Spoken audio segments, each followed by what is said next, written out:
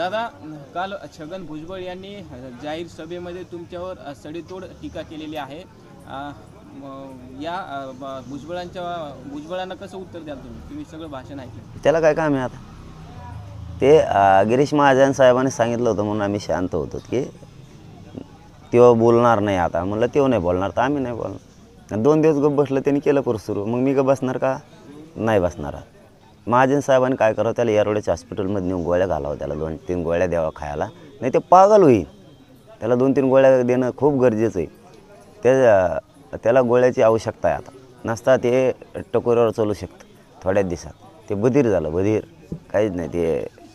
ते लायकीचं सुद्धा नाही राहिलं उत्तर द्यायचे. आता काल भुजबळांची जी भाषा होती ती दारुड्या वगैरे अशा शब्दांचा त्यांनी गंभीर स्वरूपाचा प्रयोग केलेला आहे. काय वाटतं तुम्हाला, एका मंत्रीच्या पदावर बसलेल्या व्यक्तीकडून असं वक्तव्य केलं जातं? नाही, ते अपघातानं झालेलं आहे. असले मंत्री नसतात. गोरगरिबांच्या जातींच्या गोरगरिबांचा उपयोग स्वतःच्या स्वार्थासाठी करायचा, नेता म्हणून मिरवायचं आणि गोरगरीब ओबीसी बांधवांचा वापर करायचा आणि स्वतःचा राजकीय स्वार्थ साधायचा, असा माणूस आहे तो. त्याच्यामुळं गोरगरीब ओबीसी बांधवांच्या लक्षात आलं हे आपल्या जीवावर मराठ्यांचे आणि गोरगरीब ओबीसी बांधवाचे भांडणं लावतं आहे. आपण भांडणं करायची गरज नाही याच्यासाठी, याच्या राजकीय स्वार्थासाठी असलं आहे ते. त्यामुळं त्याच्यावर काय लक्ष द्यायची गरज नाही. आणि त्याला तर चॅलेंज केलं आहे. चॅलेंज करणं एवढं सोपं नाही.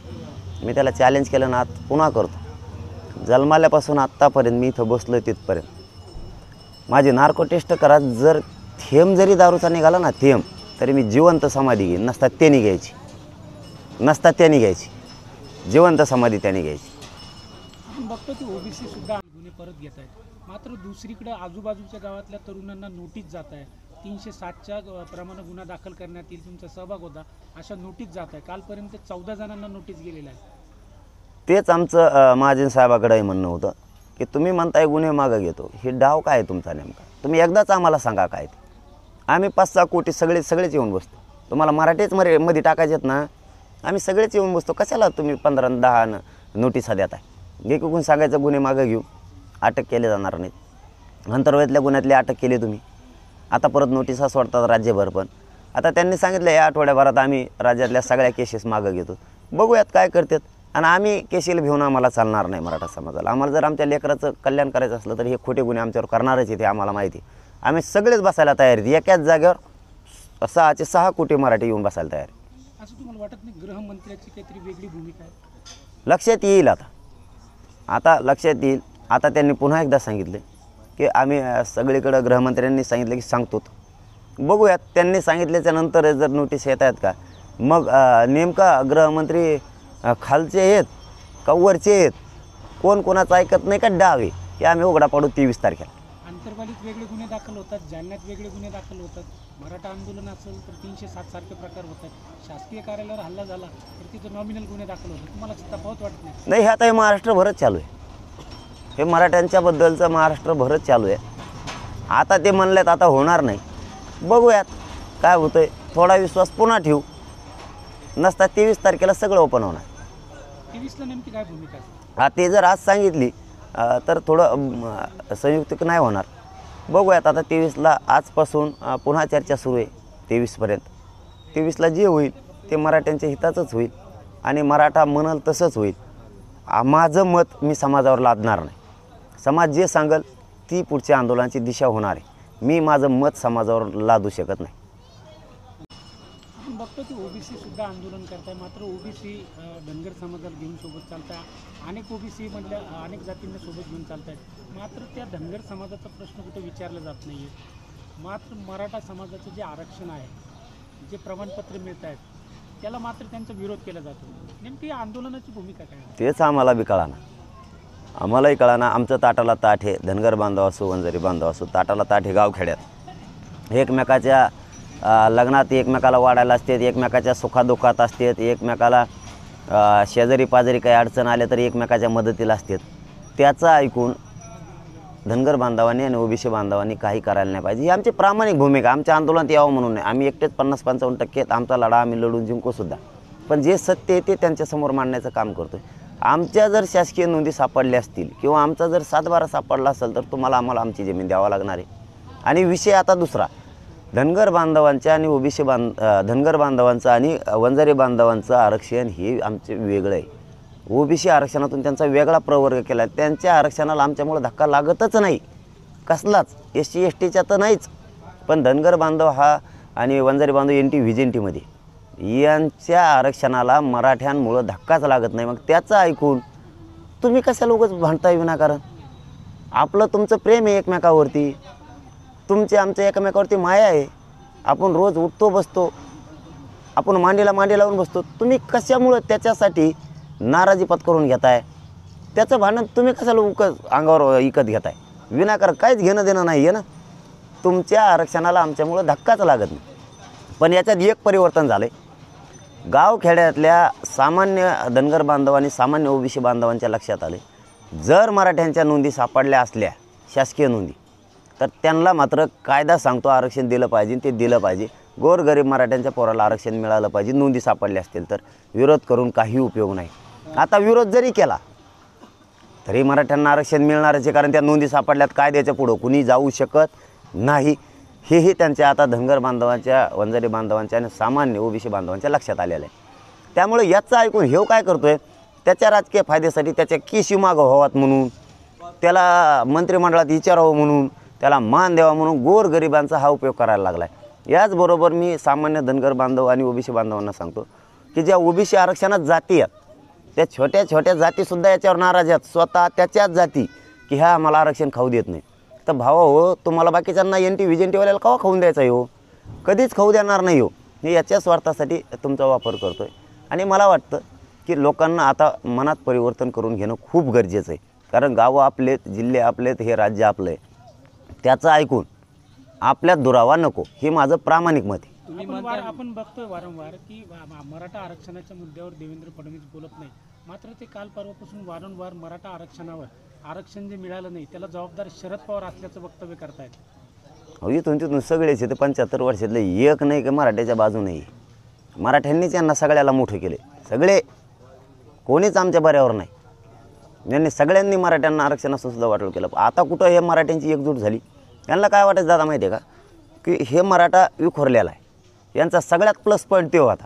हे सगळीकडे विखुरलेलं आहे, हे एक होत नाही, हे खेकडे होणे असे अपशब्द आम्हाला अपमानकारक वापरले जाईल. आता काय झालं आहे, महाराष्ट्रातल्या कानाकोपऱ्यातला मराठा समाज घराघरातून सामान्य मराठा करोडोच्या संख्येने एक झाला आहे.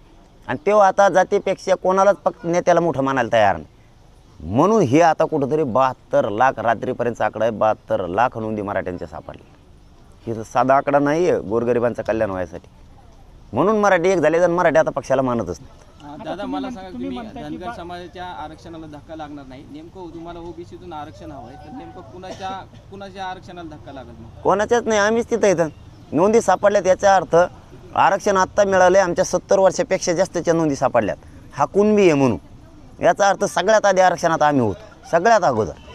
उलट आमच्या आरक्षणावर हे बसलेत. उदाहरणार्थ शॉर्टकटमध्ये सांगतो, 2 एकर जमीन आहे, पण एकाच्याच नावावर 1 एकर आहे, पण खातोय 2 एकर.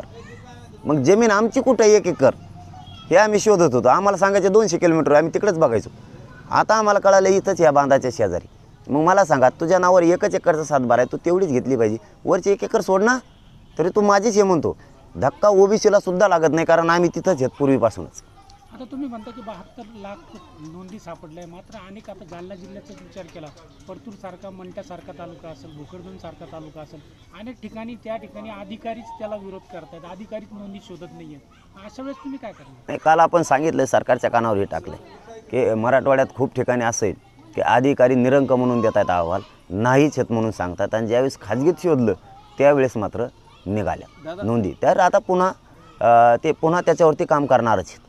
महाराष्ट्रभर, मराठवाड्यासह पुन्हा त्याच्यावरती काम ते करणार आहेत असं त्यांनी आपल्याला सांगितलेलं आहे. काम पुन्हा होणार, त्या अधिकाऱ्यांच्या विराईत होणार, आणि वेळ पडली तर ज्या अहवाल खोटा पाठवला आहे त्यांच्यावर कारवाईसुद्धा होणार. दादा एक मिनिट, दादा सरकार जे आहे ते मराठा आरक्षण जरांगे पाटलांना संयम ठेवायला सुद्धा महाजन यांनी सांगितल्याचं कळते. काय मग ठेवला ना, त्यांनी मला सांगितलं, आम्ही त्याला सांगतो तुम्ही काय बोलू नका. म्हणलं तेव्हा बोलल्याशिवाय मी बोलत नाही. आता मी गप्प बसलो, महाजन साहेबांनीच मला उत्तर द्या उलट की मी त्यांना बोललो का नाही, ते काल कशाला बरळलं, ते कशाला बोललं. म्हणून महाजन साहेबाला विनंती आहे आमची, तुम्ही त्याला लवकर येरवड्याला जाऊन द्या, गोळ्या द्या 2-3 त्याला, ते कामातून जाईन बरं का. महाजन साहेब ध्यान राहून त्याच्यावर एखादा सलाईन लावा, त्याला नसन देत तर त्याचा हातपाय दाबून धरा, पण टोचा त्याला पाठदिशी, नाही ते उलटं चालायचं परत. आधी त्याची फजी ते खाल्लेलं त्याला पचत नाही, ते झालं बाव चढून कुंकडं बोलत आहे ते सांभाळावं. म्हातारा माणूस आहे महाजन साहेब, म्हाताऱ्याला सांभाळायचा. म्हातारा आहे असं म्हणताय तुम्ही, एकेरी उल्लेख करणं तुम्हाला कितपत योग्य वाटतं? तो का महापुरुष आहे काय? आणि म्हाताऱ्याला हे कळतं का की म्हाताऱ्यांनी मार्गदर्शन करायचं असतं राज्याला, कायद्याच्या पदावर बसून गैरवापर करायचा नसतो, कायदा तोडून दंगली होते ना अशी भाषा करायची नसती. म्हाताऱ्यानं मार्गदर्शकाच्या कामात राहायचं असतं. आपण कायद्याच्या मंत्रिपदाची जे शपथ घेतली संविधानाची, त्याच्याकडे राज्याचं पालकत्व आलेलं असतं. झोपलेला आहे का बराळ्यासारखा बोलतो कुंकडे, पण तो का महापुरुष लागून गेला का त्याला बोलायला? काम करायला लागतं तसं सन्मानानं शब्द लोकांचे ऐकून घेण्यासाठी. आमचं आणि ओबीसी बांधवांचं इथं गावखेड्यात चांगलं आहे, आमचे भांडणं लावतो आणि त्याला आवाजावं बोलायचं. तो कोण महापुरुष लागून गेला एखादा? तू वाग तसं, तू म्हण उद्या सकाळी मराठ्यांच्या नोंदी सापडल्यात, मराठा आणि कुणबी एकच आहेत, कायदा बनवून महाराष्ट्रातल्या सगळ्या मराठ्याला आरक्षण द्या. तुला डोक्यावर घेऊन नाचवतो मी आधी. बराळ्यावरून बोलतो कुंकडं बिन, परत म्हणतो मला हे बोला ते बोला. ते पाहिजे ना तू तसा बोलायला गे. अधिवेशन सुरू आहे, प्रत्येक आमदार मराठा आरक्षणाची मागणी करतोय, मात्र कोणताही आमदार किंवा कोणताही मराठा लोकप्रतिनिधी केंद्राकडे प्रस्ताव टाका अशी मागणी करत नाही. तुम्हाला काय वाटतं या आमदारांची भूमिकेवर तुम्हाला काय वाटतं? नाही, केंद्राकडं आपली मागणीच नाही, कारण आपण वरचं आरक्षण मागतच नाहीत. वरचं आरक्षण आपण मागतच नाहीत. वरचं आरक्षण मागत नाहीत, ते टिकतही नाही आणि टिकणारही नाही, टिकणार पण नाही. त्यामुळे आम्ही ते मागत नाहीत. आमच्या नोंदी इथं सापडल्यात, आम्ही ओबीसी आरक्षण आहे, आम्हाला ओबीसीतच पाहिजे. त्यामुळे तिकडं बोलणं उपयोग नाही. आणि आम्हाला माहिती आहे कोणचा आमदार